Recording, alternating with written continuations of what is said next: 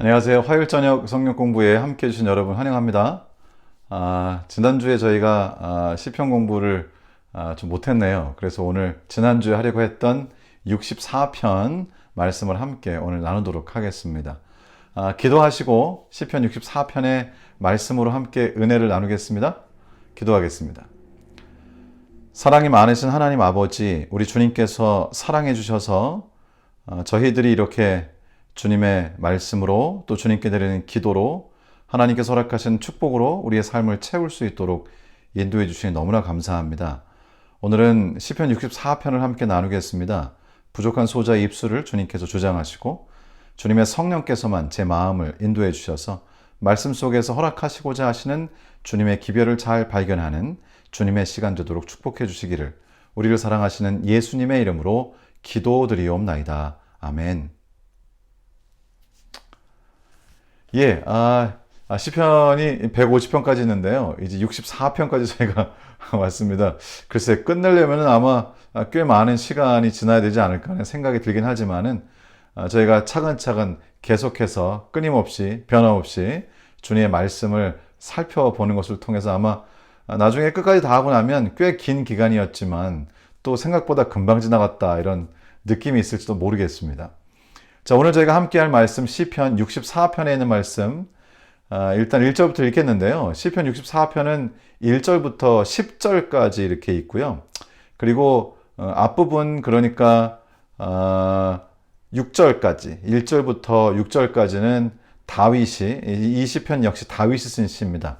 다윗이 하나님께서 보호해 주실 것을 간구하는 기도를 하나님께 드리고요. 간청하는 기도를 드리고, 그리고 이제 7절부터는 하나님께서 어떻게 역사하실 것인지에 대한 구체적인 내용을 또 비유적으로 담고 있습니다. 자, 그럼 우선 시편 64편 1절의 말씀을 읽어보도록 하겠습니다. 하나님이여, 내가 근심하는 소리를 들으시고 원수의 두려움에서 나의 생명을 보존하소서. 저희가 이제 보통 이렇게 성경의 인물들에 대해서 생각을 하다 보면 그냥 추측으로, 막연한 저희의 생각으로 성경에 나오는 인물들은 정말 오점도 없고 늘 믿음으로, 늘 용기를 가지고 두려움 없이 나아갔다고 그렇게 생각하기가 쉽죠.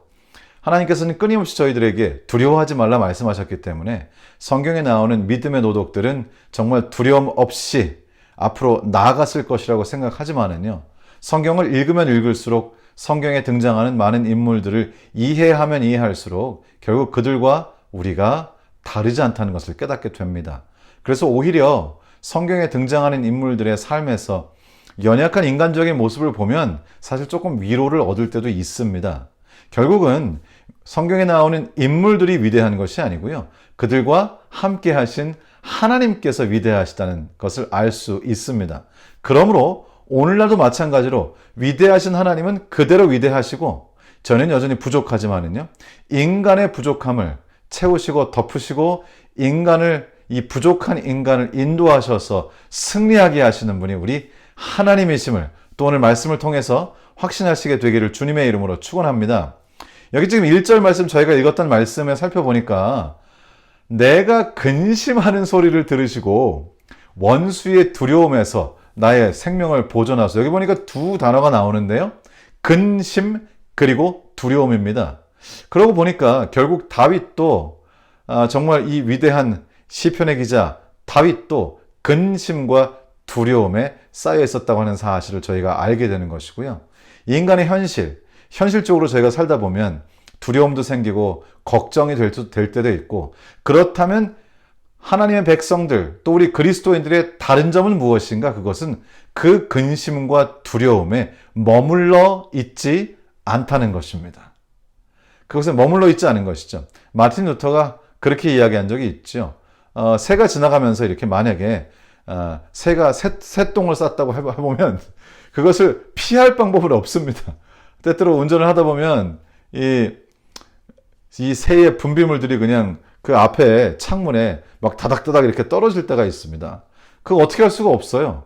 그렇지만 마틴 루터가 하는 이야기는 우리가 새가 지나가면서 그 내 머리 위에 새똥을 싸는 것은 어떻게 할 수가 없지만 그러나 내 머리에 둥지를 틀도록 두는 것은 안 된다는 것이죠. 그러니까 여기 있는 말씀도 근심과 두려움이 있을 수 있습니다. 그러나 거기에 머물러 있지 않는 것이 바로 하나님의 백성들의 특징이고 그리스도인의 특징입니다. 나의 생명을 보존하소서. 왜냐하면 하나님의 백성들은 하나님께 나의 생명을 보존하소서 이렇게 간구하는 하나님의 자녀들이기 때문에 그러는 것이죠. 다윗이 계속해서 이제 이렇게 기도합니다. 2절입니다. 주는 악을 꾀하는 자들의 음모에서 나를 숨겨주시고 악을 행하는 자들의 소동에서 나를 감추어 주소서. 지금 다윗이 확실하게 하는 것은 무엇이냐면 악을 꾀하는 자들의 음모에서 숨겨주실 수 있는 분은 여호와 하나님이심을 지금 시인하는 것이죠. 주는 악을 꾀하는 자들의 음모에서 나를 숨겨주시고 악을 행하는 자들의 소동에서 나를 감추어 주소서. 이렇게 악한 자들로부터 나를 숨겨주시고 나를 감추어 주실 수 있는 분은 바로 우리 하나님이시라는 말씀 있지요.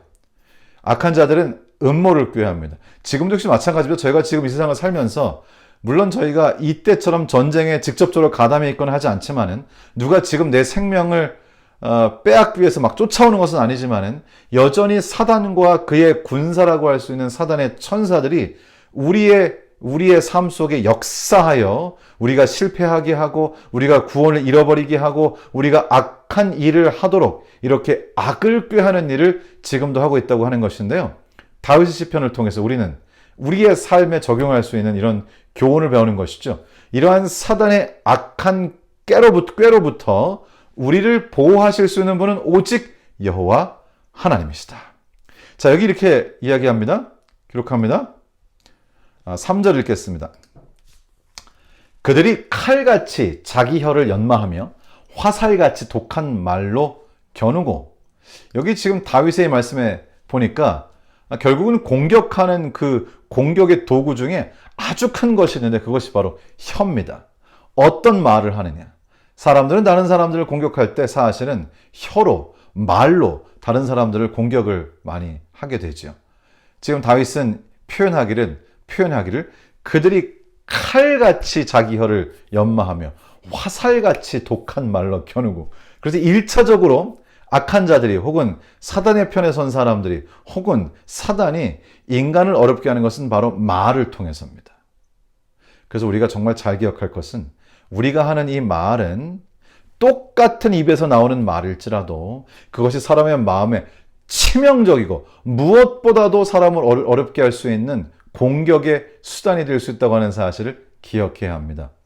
불평하는 말, 다른 사람들이 하는 일을 폄하하는 말, 사람들의 가슴을 아프게 하는 말, 이런 말은 정말 저희들의 삶에서 없어져야 한다고 주님께서 말씀하시는 것이죠. 슬라이드에 있지는 않습니다만 여기 야고보 3장 6절부터 8절까지 말씀을 제가 잠깐 읽겠습니다. 혀는 곧 불이요 불의의 세계라.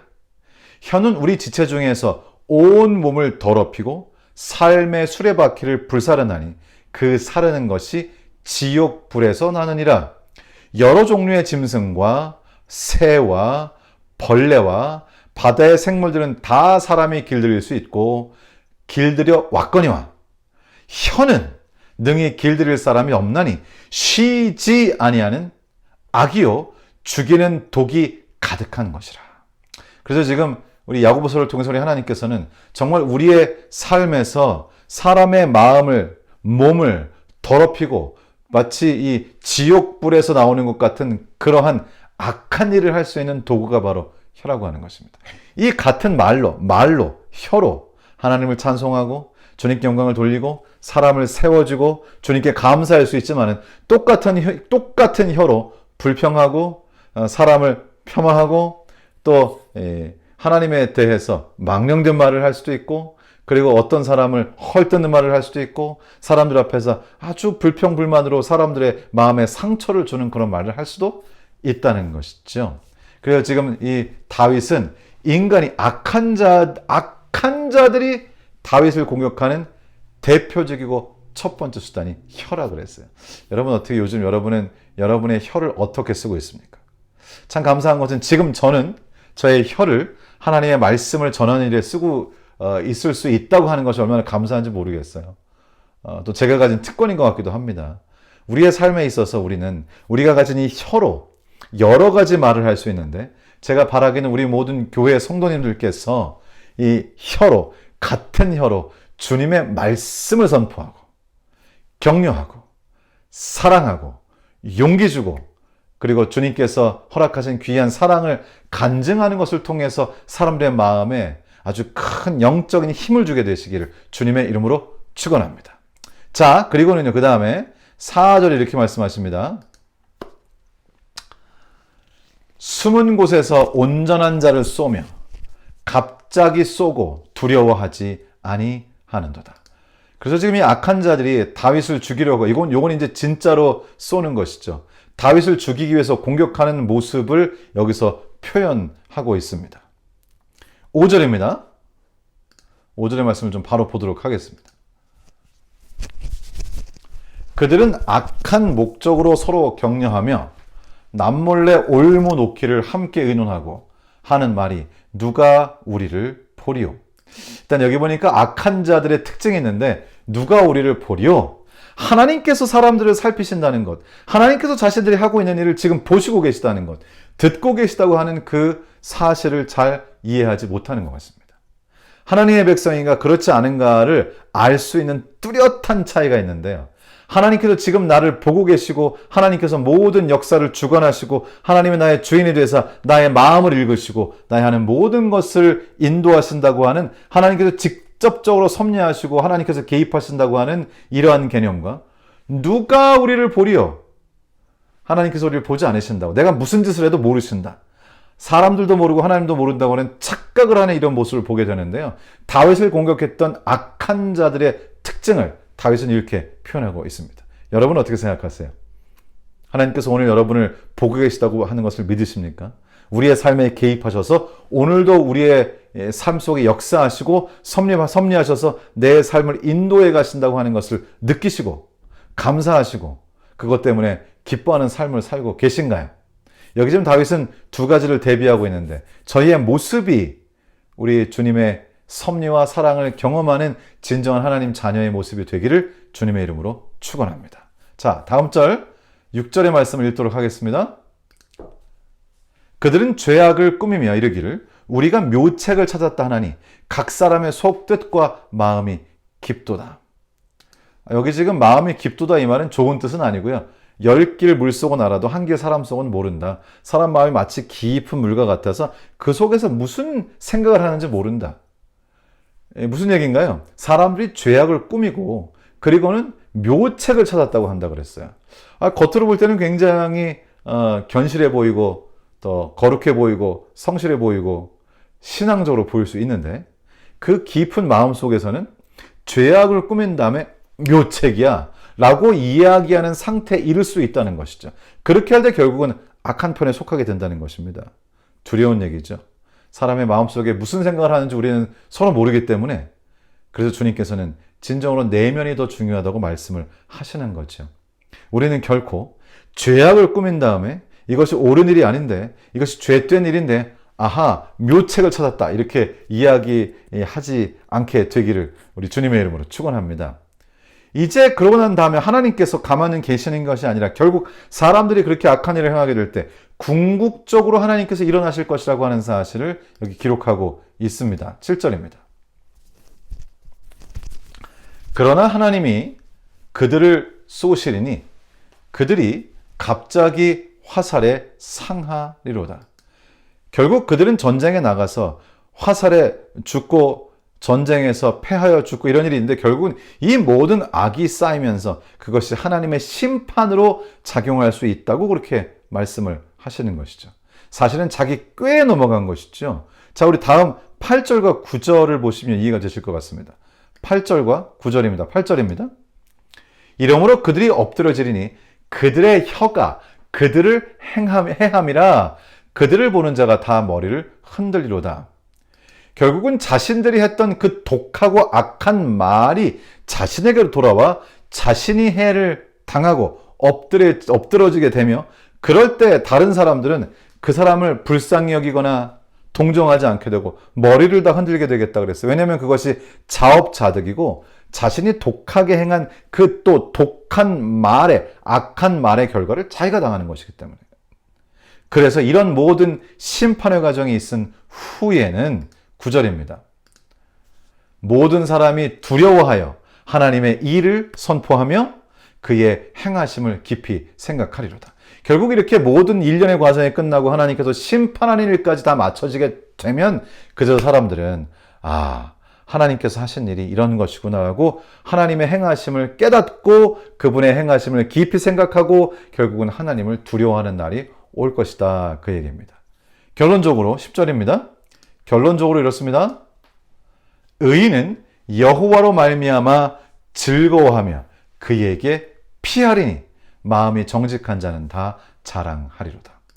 조금 전 9절에서 악한 사람들은 결국은 하나님을 두려워해야 하는구나. 하나님을 두려워하게 되고 하나님께서 행한 일을 깊이 생각하면서 자신이 얼마나 악했으며 자신이 심판받을 만하다고 인정하는 것이죠.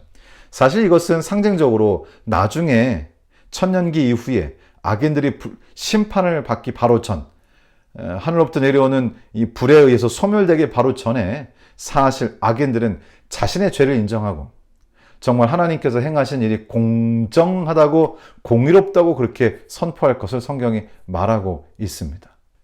그래서 10절은 결국 악인들은 하나님께서 행하신 일을 이제 인정하고 공의로움을 깨닫게 될 것이며 10절에 있는 말씀처럼 의인은 여호와로 말미암아 즐거워하며 그에게 피하리니 마음이 정직한 자는 다 자랑하리로다. 그렇게 말씀하십니다. 마음이 정직한 자, 결국 예수 그리스도의 십자가를 통해서 이 칭의를 얻고 하나님 백성 된 사람들은 결국은 주님을 자랑하게 될 것입니다. 우리 모든 성도들께서도 주님을 자랑하는, 우리 주님을 자랑으로 삼는 그런 삶을 살게 되는, 종국적으로 여호와를 즐거워하고 주님을 자랑으로 삼는 그러한 하나님의 백성 일원이 되기를 주님의 이름으로 축원합니다. 제가 기도하고 오늘 이렇게 시편 64편의 말씀을 마치도록 하겠습니다. 기도하겠습니다. 사랑하는 하나님, 오늘 저희가 시편 64편을 통해서 지금 당장은 악인들이 승하는 것처럼 보이지만 또 다윗이 생명의 위협을 받지만 그러나 결국 주님께서 승리하실 것이며 심판이 있을 것이며 하나님께서는 주님의 백성들을 보호하시고 우리는 주님을 자랑할 것을 보았습니다. 하나님 저에게 지혜를 주사 저희가 정말 주님의 백성으로 끝까지 남아 주님께서 약속하신 대로 주님을 즐거워하며 주님을 자랑하는 그런 귀한 기쁨에 참여하도록 도와주시옵소서. 주님 저희가 다시 또 만날 때까지 저희의 삶을 인도해 주실 줄을 믿사오며 우리 주님 예수님의 이름으로 기도드리옵나이다. 아멘. 감사합니다. 우리 주님 안에 평안한 저녁 되시기를 주님의 이름으로 축원합니다.